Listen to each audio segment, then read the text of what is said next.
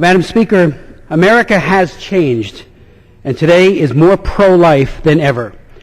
By ever-increasing majorities, especially among our young people, the mega trend is to protect the child in the womb from the insidious violence of abortion and to protect women from the trauma, often lifelong emotional harm, from procuring an abortion. This paradigm shift, reflected in all the major polls, is the direct result of pro-life education, pregnancy care centers, pro-life laws including funding bans, informed consent and parental involvement statutes, the molding of consciences by the faith-based community, and advances in ultrasound that have shattered the pernicious pro-abortion myth that the baby in the womb isn't a human person or alive or of value. Even Planned Parenthood's abortion clinic director, Abby Johnson, was shocked into her new pro-life view by witnessing an ultrasound-guided abortion of a 13-week-old baby who was dismembered and pulverized in real time right before her eyes at that Texas clinic. But perhaps the greatest reason for the huge shift in public opinion in favor of life is the growing number of extraordinarily brave post-abortive women who deeply regret their abortions and today are silent no more. One post-abortive woman told a group outside the U.S. Supreme Court, and I heard her say it, that as she lay on the operating table, the abortionist laughed as he inserted a sharp knife into her womb and said, "Oh, it's trying to get away." Partially sedated, the woman immediately pleaded with the nurse and doctor to stop the abortion and to spare her child.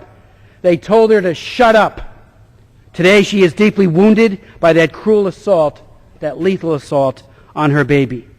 Dr. Alveda King, niece of the late Dr. Martin Luther King, has had 2 abortions. Today she has joined the growing coalition of women who deeply regret their abortions. Out of deep personal pain and compassion for others, they challenge us to respect, protect, and tangibly love both mother and child. The women of Silent No More give post-abortive women a safe place to grieve and a roadmap to reconciliation. And to society at large, and especially to Congress, these brave women compel us to rethink and to reassess the cheap sophistry of the abortion culture.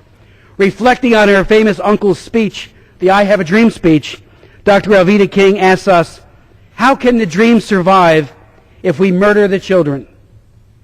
Madam Speaker, there is no doubt whatsoever that ending public funding for abortions saves lives.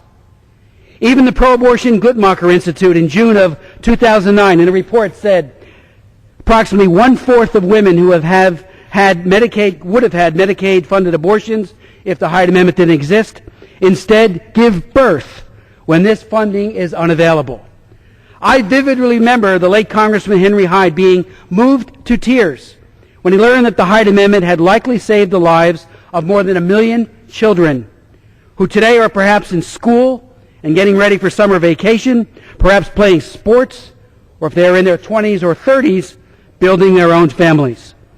H.R. 3, the No Taxpayer Funding for Abortion Act, comprehensively ensures that all programs authorized and appropriated by the federal government, including Obamacare, including the Hyde Amendment, do not subsidize the killing of babies except in the rare cases of rape, incest, and life of the mother.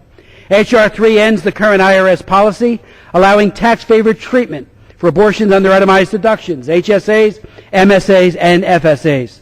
H.R. 3 also ends the use of tax credits under Obamacare to purchase insurance plans that include abortions except in cases of rape, incest, or life of the mother. Today we seek to end taxpayer complicity in abortion violence. No taxpayer should be coerced to pay, subsidize, or facilitate the dismemberment, the chemical poisoning, the starvation, and remember, that's how RU 46 works. It first starves the baby to death, then the other chemical brings on delivery of a dead baby, or the suctioning to death of a child and the harming of women. Regarding conscience rights, H.R. 3 protects pro-life healthcare entities from discrimination by state, local, and federal governments and empowers the courts with the authority to prevent and redress actual or threatened violations of conscience. The need for this protection is great. According to the Alliance of Catholic Healthcare, which represents California's Catholic health systems and hospitals, quote, California's Catholic hospitals operate in a public policy environment that regularly challenges the concept of conscience rights protections by attempting to coerce them and other health care providers to perform and can be complicit or pay for abortions. So I urge members to support this legislation. It is backed by 228 co-sponsors, and yield back the balance of my time.